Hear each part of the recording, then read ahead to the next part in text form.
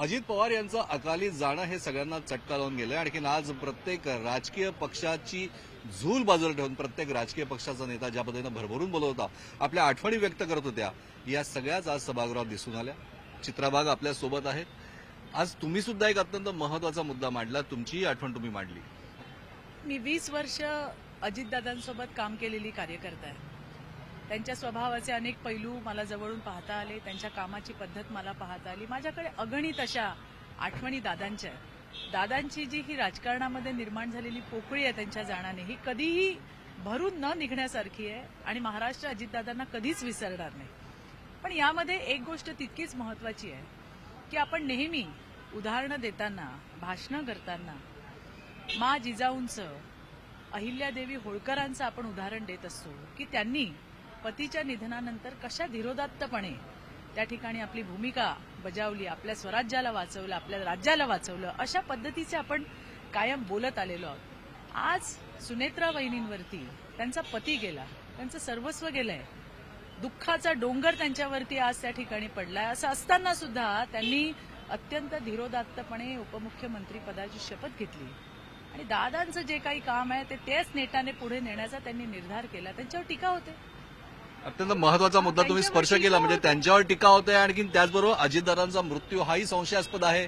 तो सुसाईड बॉम्बवर होता का पायलट, अशा प्रकारचा आरोप त्यांच्याच पक्षातले एक आमदार करताय. बघा, असं आहे की प्रत्येकाचं अजितदादांवर अपरिमित असं प्रेम होतं आणि त्यामुळे प्रत्येकाच्या मनामध्ये संशय जर काही आला किंवा एखादा प्रश्न त्यांनी कोणी विचारला तर त्याच्यामध्ये काही वाईट वाटून घेण्यासारखं नाहीये.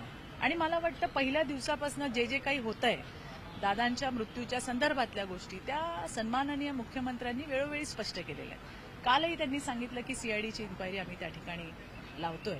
मला वाटतं एव्हिएशनचे राज्यमंत्री जे आहेत मुरलीधरजी मोहोळ, त्यांनी सुद्धा 2 दिवसापूर्वी. तुम्हाला वाटतं की रोहित पवार, एक मुद्दा विचारतो मध्येच थांबवून, की रोहित पवार जे अनेक प्रश्न उपस्थित करतायत त्या सगळ्यांची उत्तर मिळेल. आता श्वेता सिंग कोण, हा अजून एक नवीन मुद्दा समोर आलाय. नाही, मला त्याबद्दल मला माहित नाहीये, पण मला इतकं नक्की माहिती आहे की यामध्ये जे काही असेल तो रिपोर्ट समोर येईल आणि ज्यांच्या ज्यांच्या मनात किंवा महाराष्ट्राच्या मनात जर याबद्दल काही संभ्रम असेल तर तो नक्की दूर केला जाईल. परंतु ज्या पद्धतीने वातावरण केलं जातंय किंवा ज्या पद्धतीने बोललं जातंय ते मला वाटतं ते कुठेतरी चुकीचं आहे.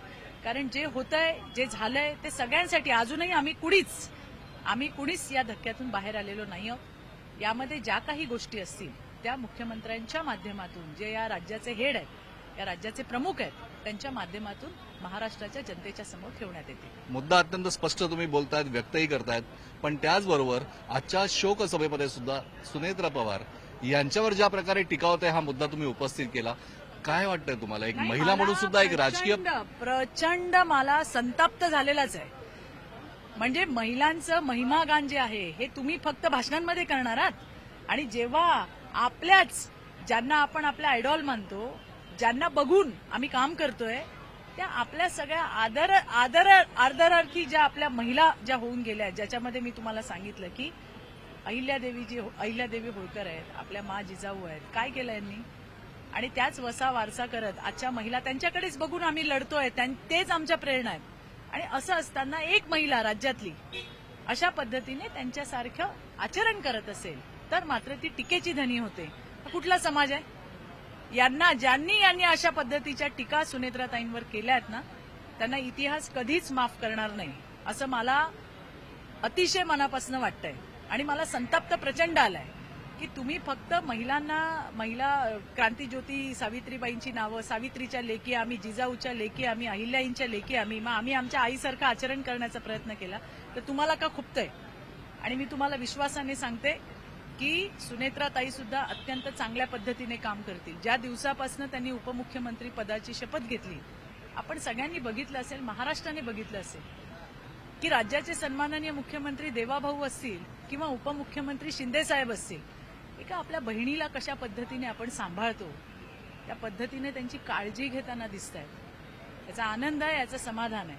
आणि म्हणून अतिशय चांगल्या पद्धतीचं काम येणाऱ्या दिवसामध्ये सुनेत्राताईंच्या माध्यमातून होईल आणि खऱ्या अर्थाने कळेल की जिजाऊची लेक काय असते, सावित्रीची लेक काय असते आणि अहिल्याईची लेक काय असते.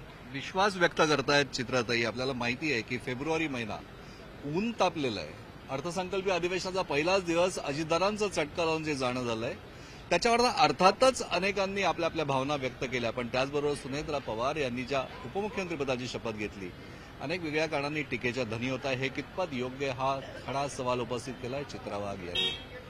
एका महिलेचा जर का सन्मान राखता येत नसेल तर अवमान तरी करू नका, नाही तर इतिहास तुम्हाला माफ करणार नाही. त्यांचं हे वक्तव्य हे खरोखर विषादपूर्ण आहे आणि या सगळ्या विषयामध्ये अत्यंत गांभीर्याने घेण्याची आवश्यकता आहे त्या प्रत्येकाने की जो अजित पवारांच्या मृत्यूच्या तपासाची योग्य ती मागणी करतोय, पण त्याचबरोबर सुनेत्रा पवार यांच्यावर चुकीच्या पद्धतीने टीका करणं कितपत योग्य आहे. प्रशांत बाग, न्यूज 18 मराठी, मुंबई.